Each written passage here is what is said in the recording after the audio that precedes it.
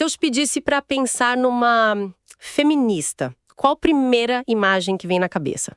Boa pergunta. Para muita gente, e a autora Bell Hooks sentiu isso, tipo, na pele, a imagem é quase um clichê, né? Uma mulher brava, que odeia homens. Meio radical essa imagem que pintam. Exato.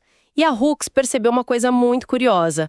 Quando ela perguntava de onde vinham essas ideias, a resposta era quase sempre, sei lá, eu vi na TV, li em algum lugar. Ninguém falava, eu li um livro feminista. Ninguém. E essa é uma barreira de entrada, assim, gigantesca. Gigantesca. E é justamente para derrubar essa barreira que a gente vai mergulhar hoje na obra da Bell Hooks, especificamente no livro O Feminismo é para Todo Mundo. Que é um título bem direto. Totalmente. A missão dela com esse livro era criar uma espécie de guia, sabe? Uma cartilha, como ela mesma diz. Sim. Um texto curto, direto, sem aquele jargão acadêmico que muitas vezes afasta as pessoas.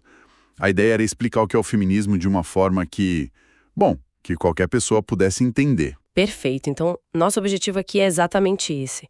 Seguir o raciocínio dela usando a introdução e o primeiro capítulo para desmistificar essas ideias e chegar no centro do que é e do que não é o feminismo na visão dela. E ela começa com uma ferramenta que é fundamental, uma definição bem clara. Certo. Uma definição que ela acredita ser a mais precisa, mais abrangente e que vai ser tipo a nossa bússola hoje.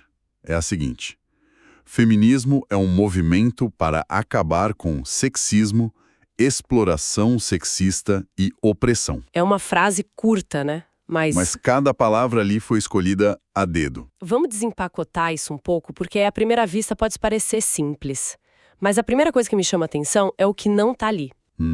Definição não fala um movimento para acabar com os homens, ou um movimento de mulheres contra homens. O alvo é o sexismo. Exato. O que isso muda na prática?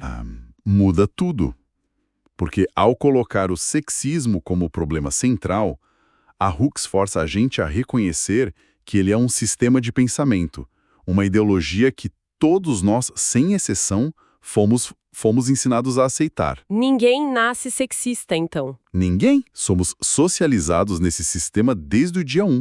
E isso significa que as mulheres, mesmo sendo as principais vítimas do patriarcado, também podem pensar e agir de forma sexista. Certo, isso é um ponto super importante. Mulheres podem ser sexistas. Então, tipo, uma mãe pode reforçar estereótipos de gênero nos filhos. Perfeitamente. Ou uma mulher pode julgar o comportamento de outra com base em padrões machistas. Acontece o tempo todo. Então, a luta feminista não é uma guerra biológica de um sexo contra o outro. De forma alguma. É uma luta ideológica. Exige que todo mundo, homens e mulheres, se conscientize do seu próprio sexismo internalizado e se comprometa a mudar, a substituir isso por pensamentos e ações feministas. É tipo uma conversão, sabe? Uma mudança de mentalidade. Ok, faz todo sentido.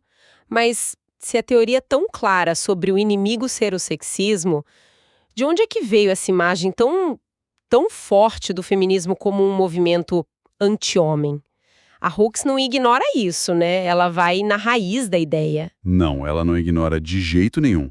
Ela contextualiza. Ela explica que lá no começo da segunda onda do feminismo, anos 60, 70, esse sentimento anti-homem era real. Ele existia. E por quê? Porque muitas das primeiras ativistas, a maioria mulheres brancas, elas não surgiram do nada. Elas vieram de outros movimentos de esquerda, da luta contra o racismo, de movimentos socialistas. E o que elas encontraram nesses lugares? Uma contradição, assim, brutal. Elas estavam lado a lado com homens que faziam discursos incríveis sobre liberdade, igualdade, fim da opressão. Certo. Mas aí nos bastidores, dentro do próprio movimento, esses mesmos homens replicavam as estruturas que criticavam. As mulheres ficavam com as tarefas secundárias, suas vozes não eram ouvidas, elas eram exploradas sexualmente pelos companheiros de luta. Nossa, a raiva que surgiu dali devia ser imensa. Exato. Foi o combustível inicial. Uma raiva contra a hipocrisia. Uma reação quase inevitável, então. Mas o movimento parou aí, nessa raiva? Não. E essa é a evolução que a Hooks acha crucial. Com o tempo, com o amadurecimento da teoria, a percepção mudou. A raiva contra os homens deu lugar a uma compreensão mais sistêmica. Entendi. As feministas perceberam que o problema não era, tipo, a natureza masculina. O problema era a socialização patriarcal, que ensinava os homens a dominar. E como a gente já falou, elas também tiveram que olhar para dentro, sabe? Confrontar o quanto elas mesmas tinham internalizado o sexismo. A luta ficou mais complexa, mais profunda. Isso me leva a uma questão que pode parecer estranha para muita gente. A Hooks fala que o patriarcado também prejudica os homens. Mas olhando de fora, parece que os homens só ganham com esse sistema. Sim, é o que parece. Como que o feminismo poderia ser uma libertação para eles se eles estão, teoricamente, no topo da pirâmide? Essa é uma das ideias mais poderosas da Bell Hooks e talvez uma das menos compreendidas. Sim, os homens como classe se beneficiam do privilégio patriarcal. Isso é inegável. Melhores salários, mais poder. Isso, mais poder institucional, mais liberdade. No entanto, o patriarcado também impõe um custo altíssimo a eles. E que custo seria esse? O custo da própria humanidade. O patriarcado exige que os homens suprimam suas emoções, que eles performem uma masculinidade tóxica baseada em dominação, em controle e, se for preciso, em violência. Aquela ideia de que homem não chora. Exatamente. Eles são ensinados desde pequenos a não serem vulneráveis, a se desconectar da vida emocional. A Hooks argumenta que muitos homens se sentem perturbados por essa camisa de força emocional e pelo papel de opressor que é designado a eles. Mas o medo de perder os privilégios os mantém quietos. O medo de perder os privilégios ou de serem vistos como menos homens pelos outros. E isso os mantém em silêncio. Então, o feminismo seria uma saída. Uma promessa de que eles não precisam ser dominadores para serem homens. Que eles podem ser seres humanos completos. Precisamente. Se os homens entendessem que o feminismo luta contra o sistema sexista que também os aprisiona nesses papéis, aí eles veriam o movimento não como uma ameaça, mas como um aliado para sua própria libertação. Certo. Entendi a crítica ao foco nos homens e a definição central. Mas você falou que o movimento amadureceu e eu imagino que, como em qualquer grande movimento, diferentes visões de como resolver o problema do sexismo começaram a surgir. A Hooks fala sobre isso. Sim, e essa é talvez a distinção mais importante que ela faz no livro todo. Uma divisão que marcou o feminismo desde o início. Ela separa o movimento em duas correntes principais, o feminismo reformista e o feminismo revolucionário. Ok, vamos lá. Feminismo reformista. Pelo nome, imagino que seja algo sobre mudar as leis, reformar o sistema. É isso. Exatamente isso. O feminismo reformista é a versão que a maioria das pessoas conhece, porque foi a que a grande mídia resolveu destacar. Por quê? Porque o foco é a igualdade de gênero dentro da estrutura que já existe. A luta é para a mulher ganhar o mesmo que o homem, para quebrar o teto de vidro, para ter mais mulheres como CEO, mais mulheres no parlamento. O objetivo é ter uma fatia igual do bolo. O que, convenhamos, não soa mal. Parece um objetivo justo. Qual seria a alternativa a isso? A alternativa é o feminismo revolucionário, ou visionário, como ela também chama. E para essa corrente, o problema não é o tamanho da fatia do bolo. O problema é o bolo. Exato. O problema é a receita do bolo em si. Não adianta lutar por igualdade dentro de um sistema que é, na sua essência, baseado na dominação e na exploração. Pera, isso é muito mais radical. Então, na prática, uma pauta reformista seria lutar por uma CEO mulher numa grande empresa. Sim.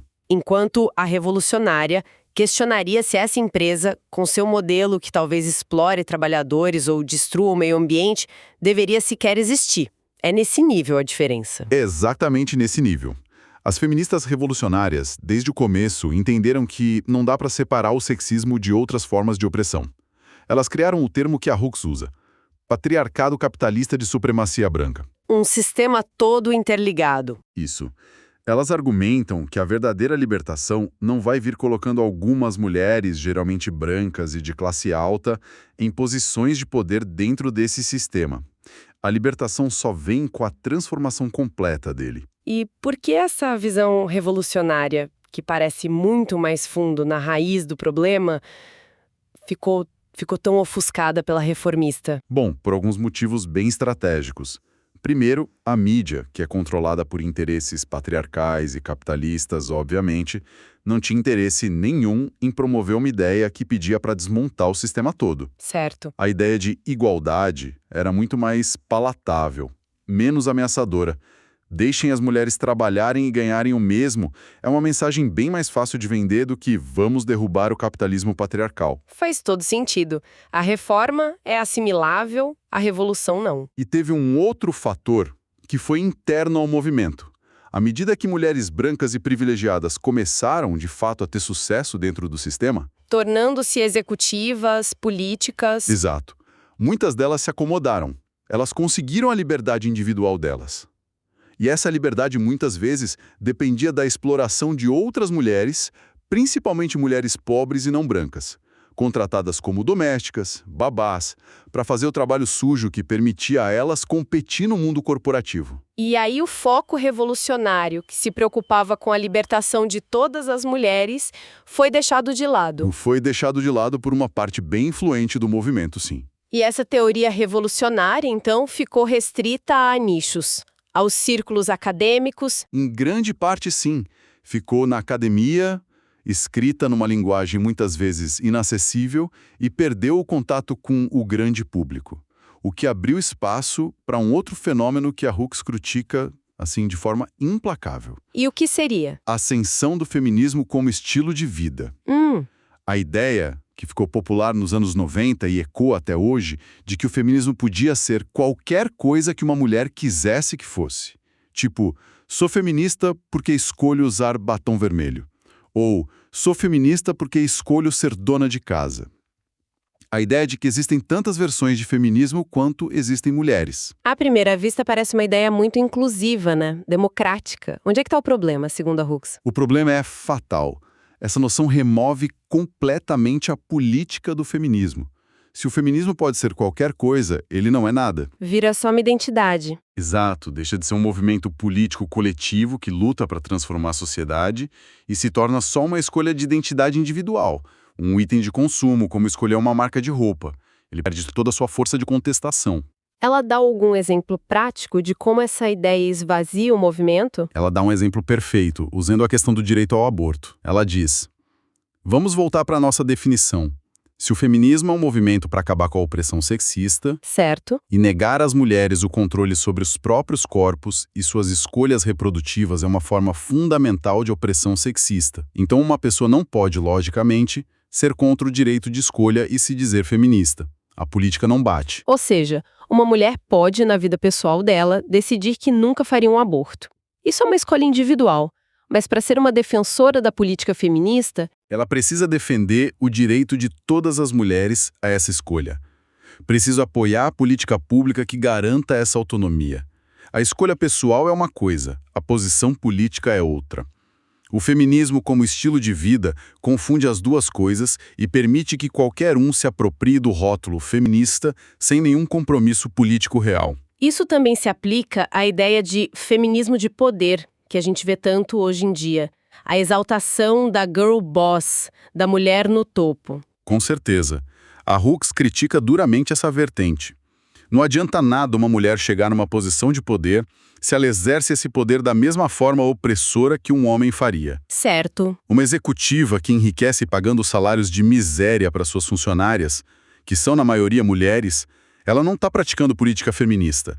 Ela está só usando o privilégio dela para reforçar as mesmas estruturas de classe e exploração que o feminismo revolucionário quer desmantelar. Ser mulher não te isenta de ser opressora. Exatamente. Então, depois desse percurso todo, da definição inicial até essa crítica ao feminismo como estilo de vida, qual é o diagnóstico da Bell Hooks? O diagnóstico dela é sério.